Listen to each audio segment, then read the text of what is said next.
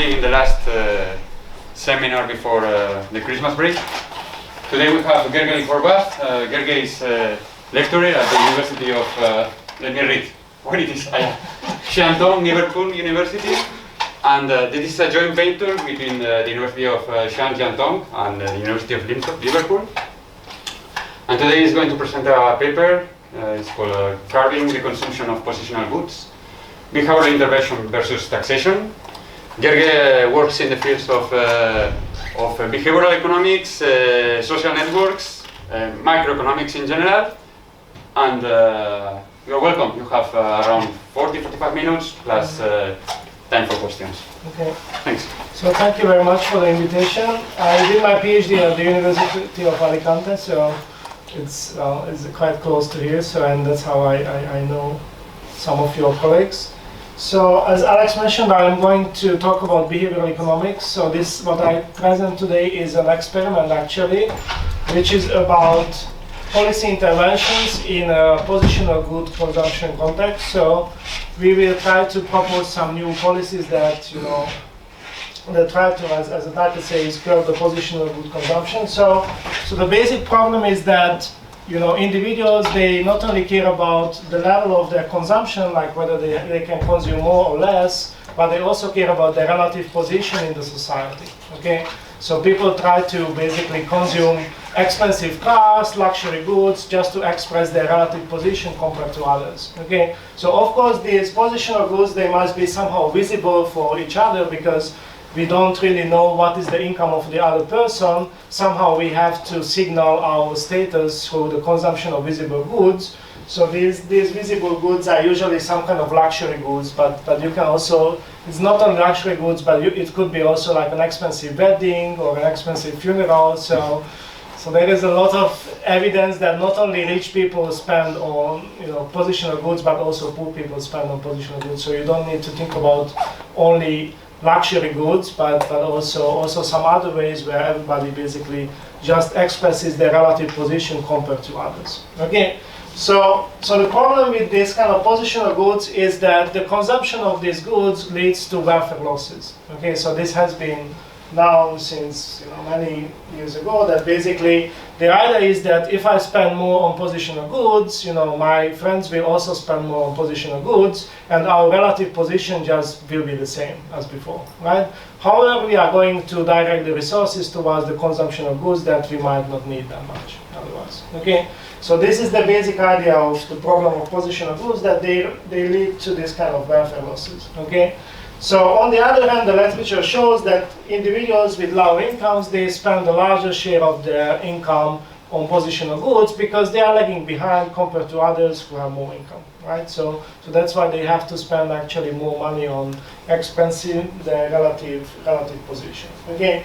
And then there is some other evidence which shows that, you know, people who lag behind in this positional competition, they also suffer some, you know, psychological disadvantages. So basically they are more stressed about their situation, or they try to, you know, supply a larger amount of work to get more income, to basically keep up with the competition. And so this leads to some kind of, you know, dissatisfaction with life because they feel that, you know, they are lagging behind compared to the reference group. Okay, so this is basically the general setup. Of course, this has been known since Veblen, since the late 20th, 19th century, so I just basically summarize this, okay? So when it comes to policy solutions, so what can we do about these problems, then obviously economists usually propose taxes, right? So if there is an externality like this, then economists usually, the standard response is to tax, right? So there you could have two ways to tax. One is you tax the income, the whole income what the individuals have, or you could tax the consumption directly. Okay, so you would induce some consumption taxes. The consumption taxes is more fair in some sense because then you don't tax basically every kind of income. You don't tax the savings, for example. You just tax directly the consumption of these positional goods. Okay. So what we do in this paper is we try to propose some other kind of solution. Okay, so we try to propose nudging as a kind of solution to to this kind of positional problems, and we compare the effectiveness of nudging to the taxation, the normal, traditionally proposed policy tools. Okay, so what do I mean by nudging? This is the kind of standard definition from Tal and Sunstein, 2008. So basically, nudge is any aspect of the choice architecture that alters people's behavior in a predictable way without forbidding any options or significantly changing the economic incentives. Okay, so nudging is basically changes the decision situation of the individuals, but it doesn't alter the economic incentives. Okay, so what can this be? It could be some kind of framing effects where you basically present the decision situation in a different way to the individuals, which it has been shown that actually affects their behavior even if economic incentive doesn't change. Or it could be some kind of default option, for example, where you buy something online and whether the extra insurance is added automatically. When you buy a flight, for example, there is extra insurance. Sometimes the default option is already clicked, so you have to make an effort to unclick it, right, if you don't want the insurance. Or sometimes it's the opposite, that you have to click when you want to buy something. So this kind of default option also has an impact on behavior, because people are lazy. So they forget to untick those boxes, or somehow it leads to extra consumption, right? So nudge is basically anything which changes the decision situation in a predictable way, so we actually can induce some good behavior, right? But because the impact would be predictable, but you don't change the economic incentive, so it's not as strong as taxes, for example. Okay. So I'm really not familiar with behavioral stuff, but I always have difficulty understanding what they mean by not significantly changing economic incentives. So it's cost and benefits will not change. It's just how the decision situation is presented. But the cost is changing, right? So you can think about mental costs, but not monetary costs. Well, but those are. For example, in let's say, so if you think about, let's say, electricity consumption or consumption of healthy goods, right? So then, in a nudge in this health context would be just some information about the healthiness of different products, right? It doesn't change your utility, or it doesn't change your, costs of buying these goods, because if you are a rational consumer, you already know this, right? So you should be already familiar with the characteristics of the goods when you buy it. So basically, giving you extra information, it doesn't change your costs or benefits from this. It's more like a reminder, basically. So, but it still affects, the outcomes, because people are not rational, so to speak. Yeah, so what I'm trying to, well, I don't know about that, but so what I'm trying to understand is really if there's, what can really help me understand what they mean by economic incentives, I guess, because to me, what you just described as mental cost is part of economic incentives, but here it seems like they're putting it somewhere else. Yeah, I mean, we don't really have evidence about mental costs. So what I mean by economic incentive is monetary costs and benefits, right? So that would be traditionally what we think about economic incentive. Of course, that's already a behavioral economics thinking, that you have to think about psychological costs as well, right? So that would be part of this thing. So you can frame nudging as something which reduces your costs of psychological costs, for example. So in the model that I will present is also what we do is we introduce the impact of nudging through psychological costs. I think what defines rational decision making is that you optimize, and you could have mental cost or monetary cost, and that and that's still rational decision making within the constraints you face. Yeah, but some things you cannot explain by psychological costs. I'm thinking about the definitions you just gave. How to say is. Of course, if you introduce extra cost, then there is no behavioral economics, right? There is only traditional economics, because everything can have a cost, right? If you think in that way, but I think that stressing maybe is too much enlarging the definition, but yeah, that's how we. So here, economic incentive is just the money. Okay, so it's money. Okay, so So in other domains, as I mentioned before, so nudging has been shown to be effective. So if you want to promote healthy eating, or you want to promote tax compliance, then, or reduce the electricity consumption, there has been many studies which show that basically informing individuals about the decision situation, or sending messages, or sending some nudges in form of, let's say, you give information about what others do in the society, and let's say you say that other people, use less electricity than the individual, even if in theory it shouldn't affect the person, this person will also reduce the electricity consumption just because he wants to conform with others in the society, right? So this kind of nudging has been effective in many different domains. So we want to see whether we can actually address this positional externality also using a similar technique, right? Just to introduce some nudges. Okay. So in this paper, the nudge is going to be a message what the person is going to receive when he has to decide about the consumption. Okay. So basically, our message is going to inform the individuals about the existence of a negative externality. So we will basically remind them that if you consume more of this positional good, then you actually impose a negative externality on others. This would be one part of the message. The other part is that we tell them what is the welfare maximizing consumption level. Okay, so this is a lab experiment. So it quite has a lot of, it's quite structured in that sense. So we know what would be the welfare maximizing consumption, but in reality, we can talk about that later, how to apply that in reality. Okay, so but in the experiment, this is the content of the message that we have. Basically, we warn them about the negative externality, and we tell them what is the welfare maximizing consumption level. Okay, so, and then, as I said, we basically compare this nudging to taxation. Okay, so we compare to the traditional methods, and there are some papers in environmental economics in this direction, but we have a different problem here. Okay, so this is the first objective of the paper, to basically test whether nudging can be effective in this context and compare it to taxation. Okay, so that's one of the objectives.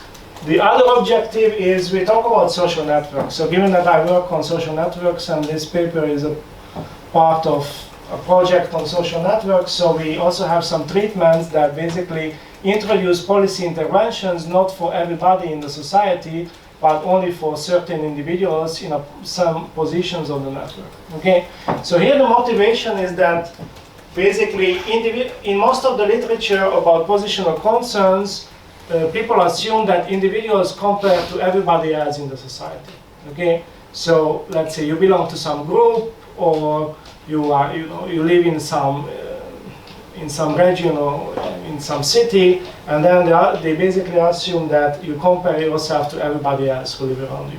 Okay, but in the social network literature, we know that individuals interact only with a certain number of individuals, not everybody in the society. So we try to see what is the impact of in the social network structure on the positional good consumption. Okay, so in generally in the network literature, what we show is that the structure of the connections actually affects the outcomes, right? It affects the individual outcomes, but also the societal outcomes are affected by the structure of the social network. Okay, so we try to see. There are not many papers in this direction. So there is some mostly theoretical papers where basically they show that the shape of the connections determines the outcomes, by which I mean which individual consumes how much of the positional goods. Okay, so basically the structure of the network is going to determine how much consumption good you have to actually consume, because the negative externalities are channeled through the shapes of the connection of the network.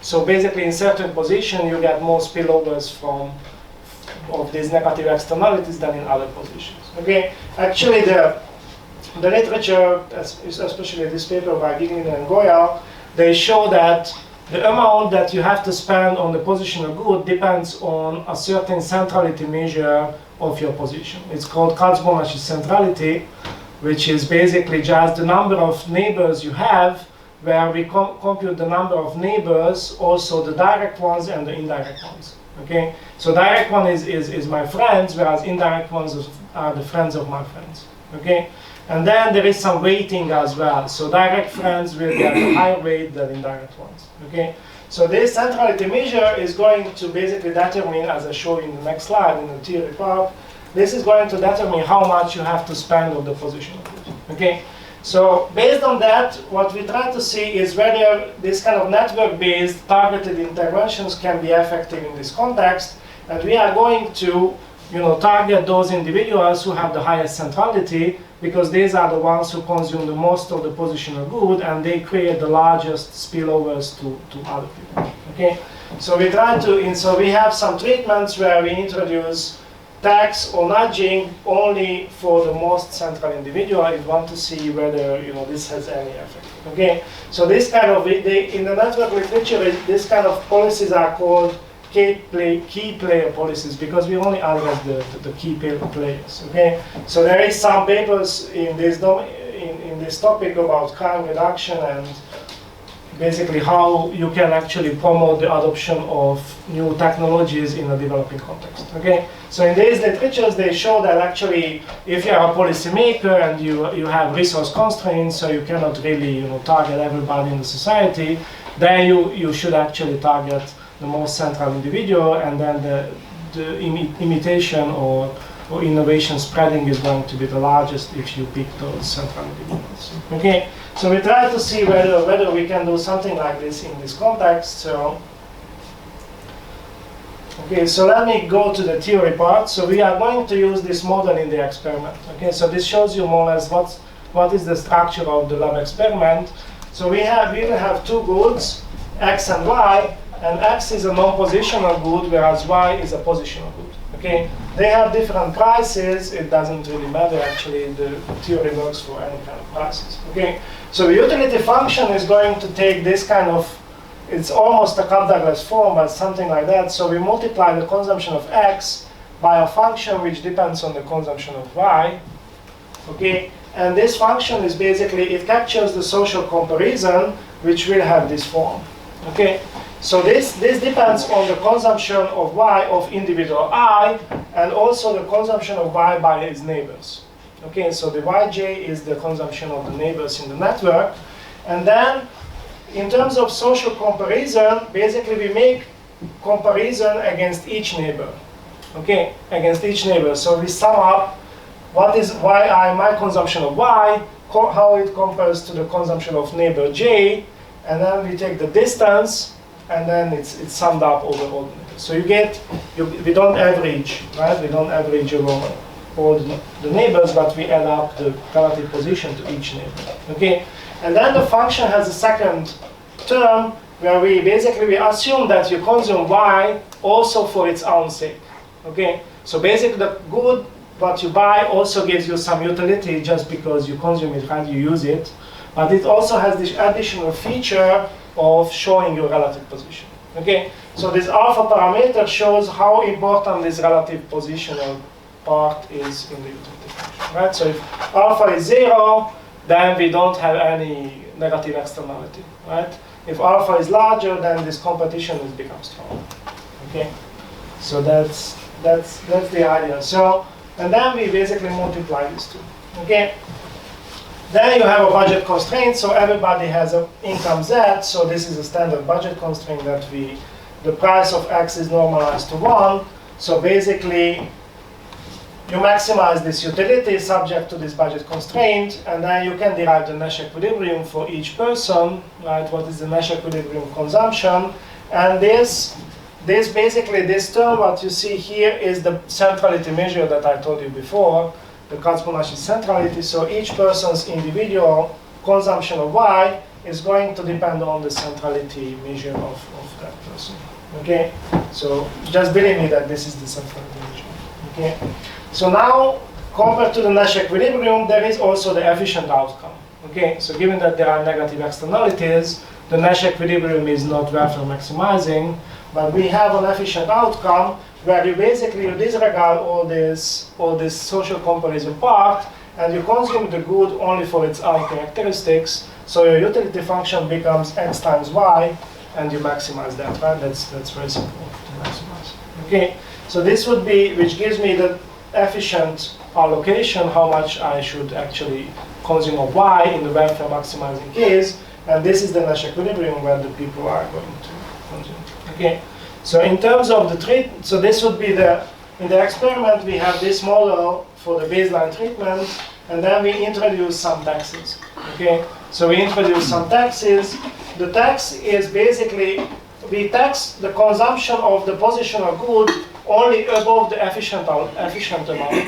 Okay, because as I said, the positional good also gives you some utility in terms of using it, right? So we should not, tax that part because people want to use this good. So we tax only that part which is because of the relative competition, right? So we don't tax all the units consumed, but only the units consumed above the efficient outcome. Okay, and then you can again derive the Nash equilibrium. So basically, here we just change basically the budget constraint, but you can see that basically, it's just you get a lower income when you consume, and then we have two different treatments where we tax all the players or we tax only the most central player. Okay, so when you tax the most central player only, also the consumption of everybody should change.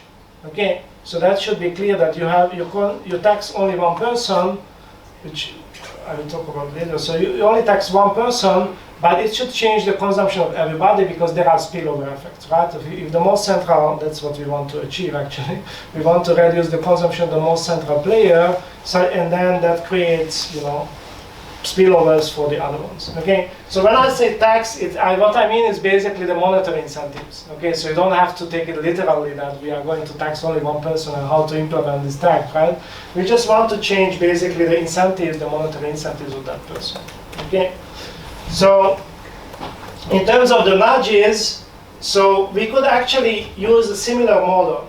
Okay, we could use a similar model to capture the effect of nudges, but through the psychological costs. Okay, so nudges would basically introduce some psychological costs. So if I tell you that it's better to consume this amount, or this is my recommendation, then the person is going to take that into account and maybe thinks that consuming too much has some psychological consequences. Okay, so then you introduce some additional costs that are not part of the budget constraint, but it's somehow more like a psychological cost. So in that sense, that's the difference between the two. So this one is part of the budget constraint because you actually have to pay it, whereas this one is you just think about it, right? Not an explicit cost. And you take the structure of the network as given, right? Yeah, that is given. Yeah. Because all of these policies would change the structure of the network, right?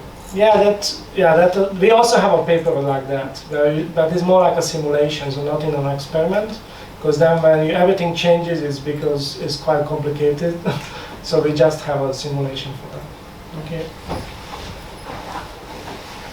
So this is the experiment. So we use this network. Okay, so this is the fixed network. So we have 4 individuals in one group.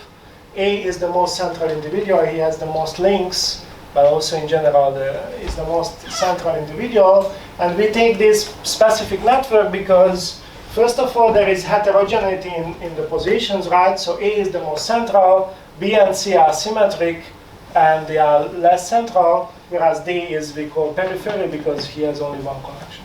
Okay, so he is the least central. And we also have some other papers where we change different networks. Okay, and that paper shows that in this particular structure, the experiment converges to the Nash equilibrium relatively quickly. Okay, so we want to have a network structure where positional consumption is indeed intense, so that we can introduce the policies that we want to implement. Right? We don't want to have a network where there is nothing going on in terms of competition. Right?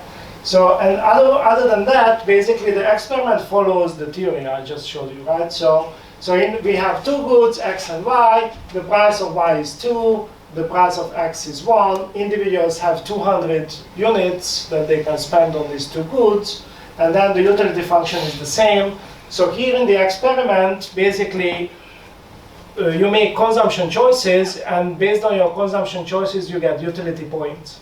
Okay, so you get utility points based on this function. Okay, and then those utility points are converted to money at the end of the experiment. Okay, so that's how we create the incentives for the individuals that they actually care about money. So these utility points will be converted to money. So that makes sure that they really take into account what is this function, right? And then based on this, you can derive the Nash equilibrium. So this is the Nash equilibrium consumption. So 69 units should be consumed by D, and 76 by B and C, and 78 by A. Okay, so it also shows that the most central person consumes the most. Okay, okay, and then the socially optimal outcome would be 50. Okay, that's very easy to compute. You maximize x times y, right? So the price of y is 2, so you should only consume 50 of it. Okay, so you can see that there is a tension here, right? So there is a tension because in the Nash equilibrium you have a high consumption of y, whereas in the social optimum it's only 50. Okay, so then we introduce the the baseline is just like this, and then we have the other 4 policy treatments. So for the tax, we introduce a 25% tax on the consumption of good y on top of the socially optimal amount. Okay, so this means that if you consume 50, you don't pay tax. Okay, if you consume 60, then you pay tax on the 10, right? Not on all the 60, but 60 minus the optimal amount is 50. So you pay tax on the 10, right? And then, so again, this tax can be applied on all individuals, all the 4 in the tax all treatment, and then we have the tax center treatment where we tax only the position in A. Okay, only the guy in A. Okay. All right. So this is for the tax treatments. For the nudge, we show this. We show this on the decision screen. This is the message that they are going to see when they make the decision about, about the consumption, right? So if this, I read it. If each group member invests 50 units in product Y, this will benefit your group the most. If your consumption of group product Y is high, you can harm your neighbors and reduce their points earned. The higher consumption of Y, the higher the harm can be. Okay, so basically it reminds them about the socially optimal allocation, and it reminds them about the negative externality. Okay, so this is the message that we use. Okay, so in the experiment, basically there are 30 rounds, so they make this decision 30 times. So within each round, there are different things happening. So first of all, they have to state their beliefs. Okay, so in the first part of the round is we ask them, what do you think what your neighbors are going to consume of good Y? Okay, so we ask them, what do you think what your neighbors will consume of good Y? And we pay them for the beliefs. Okay, so we pay them in the sense that if your beliefs are correct, you get extra points. Okay, you get extra utility points. So in particular, if the actual consumption of your neighbor and your guess is within 10 units, you get 200 points, utility points. Okay, so this is kind of incentivized, but in the literature they use a more complicated scoring rule, and we didn't want to use that because our utility function is already quite complicated for students, so we didn't want to add another complicated function for the experiment, so we kept it simple in this way. Okay, and you have to make a guess for each of your neighbors. Okay, so for each of your neighbors, if you have multiple neighbors, you will do it many times. Okay, so this is the first part. First, you realistic beliefs, and then second part, they have to choose the consumption. I think I have some screenshots here. Okay, so this is. Yeah, this is for the beliefs. So the interface looks like this. So it's very ugly.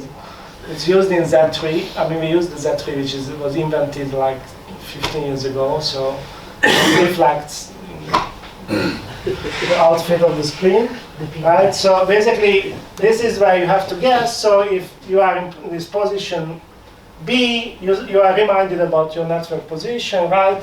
And then we ask them, guess your neighbor's consumption of products X and Y. And then you have to basically enter here.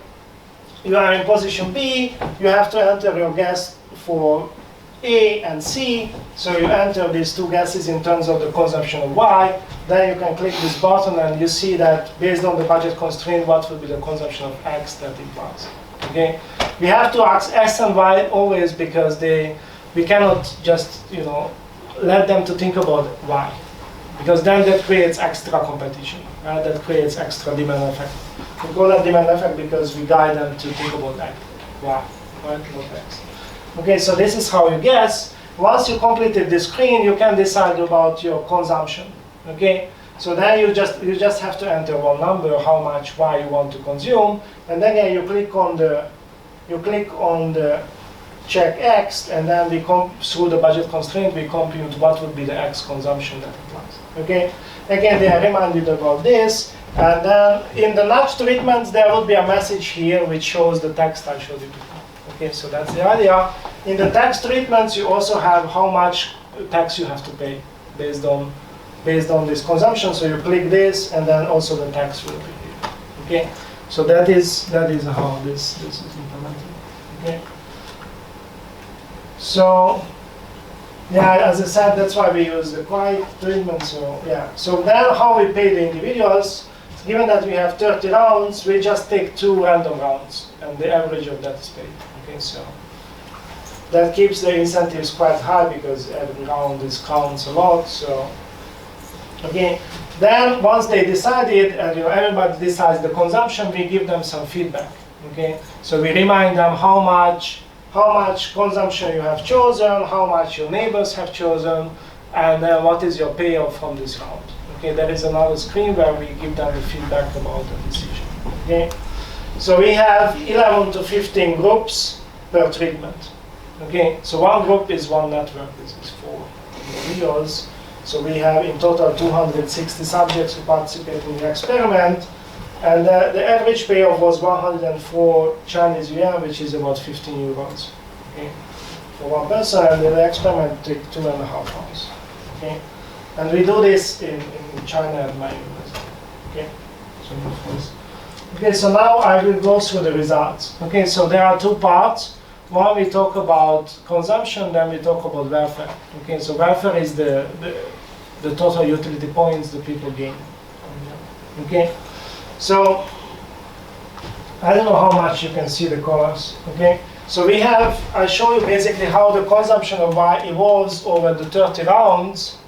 Okay, for each given treatment. Okay, so these are averages from the different groups. Okay, so this is the average amount because we have different groups, so we average them and show it over time. So this is for all the positions. So we take all the average of everybody now. I will break it down into by position. So you can see that basically this is the baseline. The baseline is at the top, and then relative to that we have lower consumptions for all the policy treatments. But in particular, if you look at the tax all treatment, that has the lowest consumption.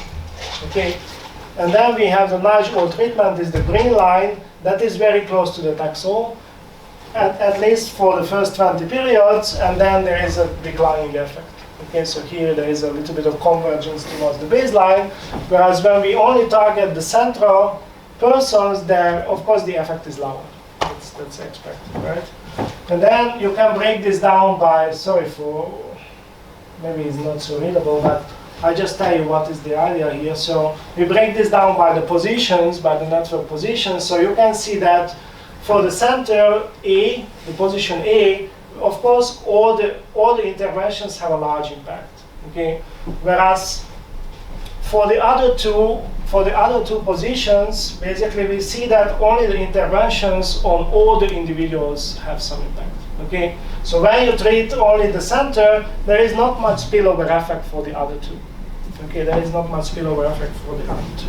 Okay, so let me go to the regression because it's easier to read it, right? So basically what we use here is, given that the experiment generates a panel data, right, because there are 30 rounds, so we use random effects models, and then we also cluster the standard errors at the group level.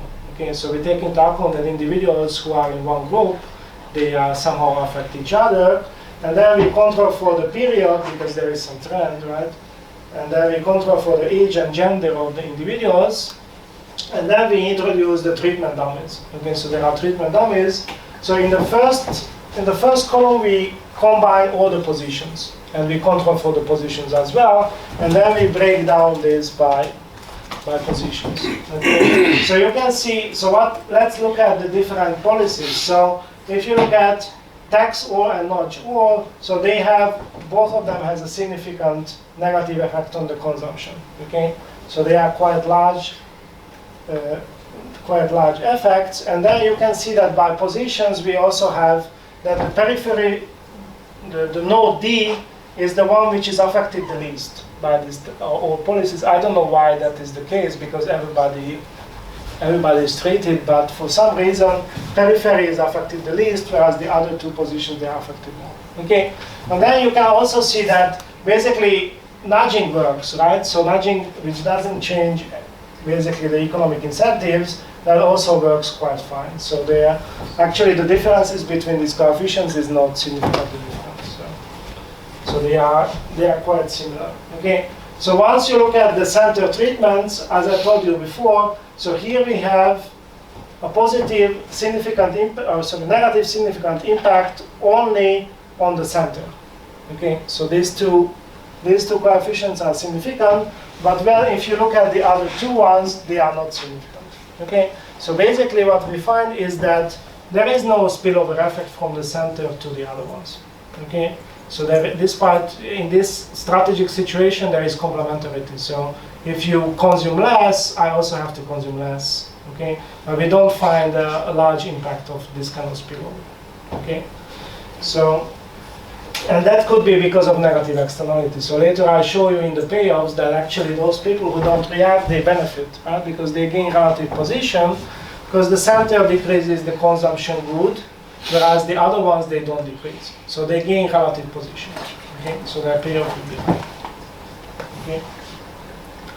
So this is the payoffs. So one question is how to treat the payoffs in the tax treatments, right? So because in the tax treatments, we take away money from the individuals, right? We take away as the experimenter. So in theory, we cannot compare these tax treatments to the other ones, the baseline and the nudge treatments where there is no money taken away, okay? So usually in experiments, you would just basically, when you analyze the data, you would just give back the money, okay? So you just give back, but for us, it's a little bit more complicated because the utility function is non-linear. So you cannot just add money on just at the end of the utility, you give it back, because they are in a different scale. So the utility is about 4,000 points, whereas your budget constraint is only 200, right? So basically your tax is going to be on the scale between 0 and 200, whereas your utility points are much less, the different scale. So what we do is basically we give back the tax income in the form of consumption of X. Okay, so in that case we basically recompute the utility of the individuals when we analyze the data, not in the actual experiment. So we recompute their utility by adding the tax that they paid as a consumption of X. Okay, so of course this is something that basically it makes sense because there is no redistribution, so everybody gets back what they paid, so we don't redistribute within the group, okay? But on the other hand, it makes sense because we assume that the government wants to promote the consumption of X instead of Y, okay? So we tax the consumption of Y and we give it back as a consumption of X. Okay, so actually, there are different ways to do this, but I think this is the most plausible because it doesn't introduce any redistribution between individuals, because that would make no sense in this context because we don't study redistribution, right? So could we interpret X, the good X, like money? No? It could be like, let's say, savings. So I don't know what other people save, right? So it doesn't have any positional aspect because it's not visible. So you could be that basically let's say you tax the consumption of luxury cars and you give it back in terms of savings, like retirement savings. Okay, so we do this do this adjustment for the tax treatments. Okay, whereas for the other ones, For the other treatments, the payoffs are just basically the payoffs what the people get from the experiment, right? So that is the utility. Okay. So then again we see that the payoffs are the lowest in the baseline and the highest in the taxol treatment, whereas the nudge-O treatment is also very close to the taxol, but there is again a decline at the end. And then when we only treat the center person, we are in between the two. These are the total group payoffs. Okay. So then I disaggregate here by position, and what you can see is that, as I mentioned to you before, so basically the big center's payment doesn't increase when the center is treated. Actually, sometimes decreases.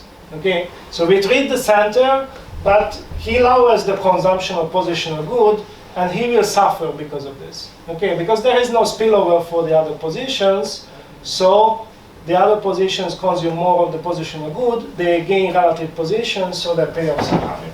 Okay, so that's, you can see here, for example, the B and C, people in the B and C positions, for them the baseline has this, this consumption level, but in the other treatments they always consume more. They get more payoffs. Okay, also for this one. Okay, so here the red line is the Nash equilibrium. I forgot to say that, but in the baseline we usually converge to the Nash equilibrium. Okay. So again we do the same kind of regression. So this basically tells you the same. So when you have taxol or nudge-O treatments, then we have a significant increase in the payoffs. Okay, that's the idea. That's the interventions. That's why we do the interventions to increase the welfare. On the other hand, in the tax center and nudge center treatments, as I mentioned to you, basically here we have a positive treatment effect on the payoffs of B, C, and D, and then a negative or zero treatment effect for the big center for the A. Okay, so basically this kind of intervention, it somehow redistributes income from the treated person to the other one. Okay, so it's just as summarized this in here. Sorry, so let me go a little bit quicker. Okay, so then what we did two other analyses. Okay. So one is that how the treatment effects change over time. Because for the nudging, we have this little convergence in the last 10 periods. So we did this analysis in different ways. I just show you one way where we split up the sample to the first 20 periods and the last 10. And then what we gain from there is that basically what we find is that the coefficient of taxing and nudging is not significantly different in the first 20 periods. Okay, but in the last 10 periods, taxing has a larger impact than nudging. Okay, so a little bit of this messaging, the impact of it goes away a little bit at the end. Okay, on the other hand, it's a little bit tricky because when you compare the coefficient of nudging between the first 20 periods and the last 10 periods, they are not significantly different. Even if the magnitude is different, but the difference is not significant. So it tells a little bit of a different story, but I guess the standard errors are a little bit higher. That's why you do the test in two different ways and you get different. Okay, so basically there is some this is also new to the literature because this kind of nudging is done only once usually, and then we measure the impact. And here we are able to measure the impact for a longer periods, and we find that there is some fading away over here. Okay, the second question is why this nudging works. Okay, so when we nudge all the treatments, then all the individuals, then why does this work? So one explanation could be through the beliefs. Beliefs means that you think that other people will react to the nudge, so you decrease your consumption because of that. Okay, so there is complementarity. If my neighbors consume less, I also should consume less. Sorry, one question. I was thinking, sorry if I interrupt, because I was thinking they are informed, they know already how the previous, they play previous round, so they know if the others reduce consumption or not when you nudge or when you, so as well they are informed about this. No? So at the end, why I want to reduce my consumption if I know that the others, the nudge is not, it does not work for the others, so then my relative position it will fall, no? Yeah, when we treat the centers, they over time they realize. right? So over time, they They also start to decrease. realize that. Yeah, and then that's they go that's back what we're to. saying. They go back to the Yeah, same. they go back. Yeah, but here we focus on everybody, when everybody is treated. So, and that case was effective for quite a long time, right? So in that case, there are two explanations. One is the beliefs that you think that others have reduced consumption, so then you also have to reduce it. The other explanation would be that nudging changes the decision problem. Okay, so that is a psychological cost. So if in the decision problem you maximize utility given budget constraint, right? So then the question is whether nudging changes your budget constraint or it changes your perception of the utility, right? These are the two effects which could basically change the decision problem in the mind of the individuals. Okay, so that is another explanation. So the one explanation is through the beliefs. The other one is that there is some psychological cost which is introduced to the decision problem, and it changes the perception of individuals or changes the budget constraint. Okay, so what we did is we used the belief data. Okay, so the idea is the following: that if I have a belief about my neighbors, and I give a best response to these beliefs, okay, then my decision problem didn't change, okay? Because and in the experiment, we measure the beliefs. We know what is the utility, we know what is the budget constraint. So we can compute what is the best response of the individual to his own beliefs, okay? We can compute that, right? So the question is, if you do this, then this best response is going to be closer to the baseline or closer to the actual treatment observations that we have. Okay, if it's closer to the baseline, then changing beliefs only doesn't explain the treatment effect. If it's closer to the treatment, the nudge or treatment consumption level, then it means that changing only the beliefs and not the decision problem is going to explain why we see a lot of consumption. Okay, so what we see here is that I plotted the two treatments again. And then the green line is the best response. Yeah. The green line is the best response. Okay, so here what we give is we have the belief data. We compute the best response using the same utility function, the same budget constraint. And then you can see that the best response is very close to the baseline consumption level. Okay, so which means that the change of the belief cannot explain the reduction of the consumption. Okay, it has to be that somehow individuals perceive the decision problem in a different way. They not only care about the monetary outcomes, but they somehow either have a psychological cost or they change the utility functions and introduce some non-monetary part of the utility as well. Okay, so that's because we also did some tests and regressions. I just showed the graph, but these differences are not significantly different, whereas these differences are significantly different. Right? So this is what we find, that basically nudging introduces a different decision problem. Okay, so I come to the conclusion. So I just basically conclude what we learned from here is, so basically what this paper does is we try to propose nudging as a policy tool in terms of how to reduce the consumption of status goods or positional goods, and we show evidence that this kind of nudging actually can work, even if over time there is a little bit of fading away of those effects. So at the beginning, taxation and nudging, they are equally effective, whereas in the long run, we see that taxation is more effective. Okay, and then we also show that nudging works through psychological costs.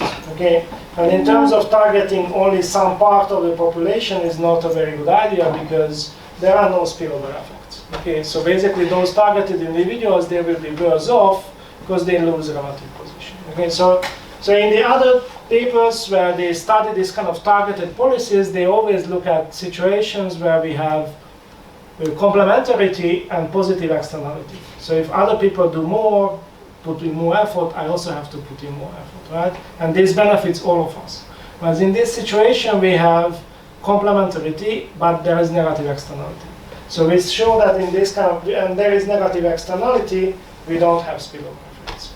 Okay, so now if you are policy-minded, then how can be this basically implemented in the real world? So one example of similar nudges is when you buy a pack of cigarettes, right? So you see some ugly picture on the box, right? So basically that is also a similar nudge, because supposedly if you're a rational consumer, you are aware of all the consequences of smoking, right? So you don't have to be reminded, but somehow we still think that these kind of pictures are effective to deter smoking, right? So that's why the policies basically are implemented, that you put a picture there to affect the individual choices, right? So basically this kind of nudge, what we talk about, would be similar. So if you buy some certain goods online, let's say, that you could get some messages that you shouldn't buy so many of these luxury goods or something like that. Okay, so that could be basically a policy tool that should be similar to the smoking thing, but it could be introduced in online stores. Right? And then the question is, which kind of goods are more positional? Okay, so there is a literature about this. So there is a literature which classifies goods based on the visibility of the consumption. Okay, so if some goods are more visible than others, whether you consume them, right? So I don't know. Obviously, luxury goods are more visible, or clothes and these kind of things that have brands, right? Those are more visible, so those should be the ones which are taxed on much more than others which are not visible. Okay, so there is some literature which could be used for this. Okay. So yeah, so this is all. Thank you very much for the attention. So,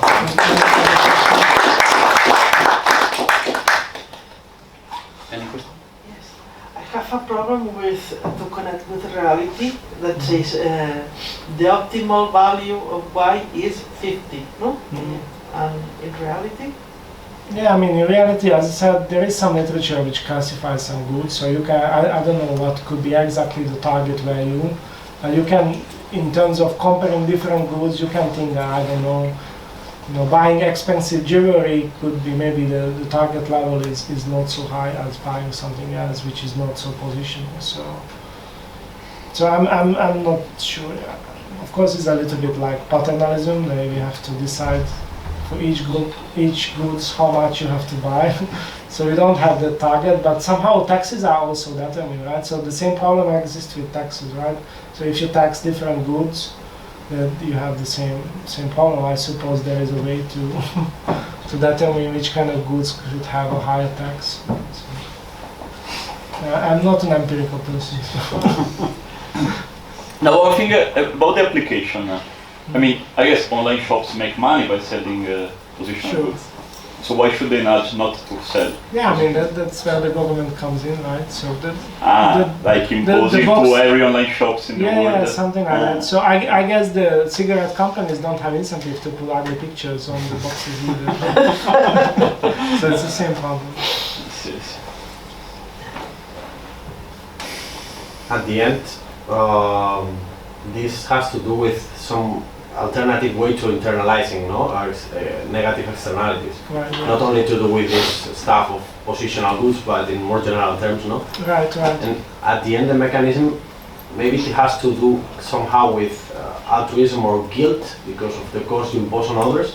Could be. Or, I don't know, or maybe also anticipating that others also can impose this cost on you, and then it's like doing that because you expect that others will do the same. That's what we try to show, that basically the anticipation is not sufficient to explain. It could be a guilt effect where we don't know how you change the decision problem. Maybe it's guilt or it's inequality aversion, it could be something else. We don't know, we don't have data about that. We just show that it affects the decision problem. So, and of course, yeah, how to say, as I mentioned to you, there are some papers where you talk about environmental economics. The consumption of electricity or other energy stuff also has the same structure, right? But in this way, of course, in economics, maybe the decision problem is the same, but how people perceive it might be different. So that's why it makes sense to have evidence from different domains, right? Because people may perceive these things in a different way. At the end, what we learn from this is that people don't only take into account monetary things. Right. It's not only economic decisions. Decisions are much more complex than that. No? Yeah. So it's just an application. There is many papers on nudging, so it's an extension of that into this domain. Yeah. So just a short curiosity: where results differ different between the students in Liverpool University and in the in China? Yeah, it was two universities. No. Ah, it was just one. It's Chung Painter. It's just they sorry. open. Okay.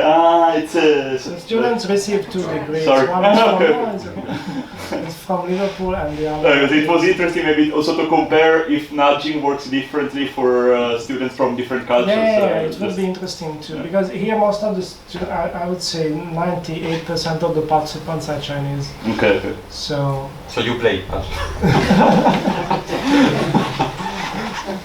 Okay, I have comment about this last 10 periods. You know, I think it's just people get bored of the same message and they don't react. So they get used and they don't pay attention. For yeah, example, but then that's in interesting. some experiment, if you could change message every 10 periods, because you have 30 periods, no? So for example, for first 10 periods you have one message, second 10 periods another one. Content is the same, idea is the same, but just words are Yeah, different. sure. Probably people, probably you would not have this. Yeah, that could be interesting to study to change the messages. It's like, Just words. yeah, no, I mean, it's like you have the cigarette package, and you know, in the After first you time get that you bored, buy, you just- realize there yes, is a you enjoy picture, it. but over time you just ignore it.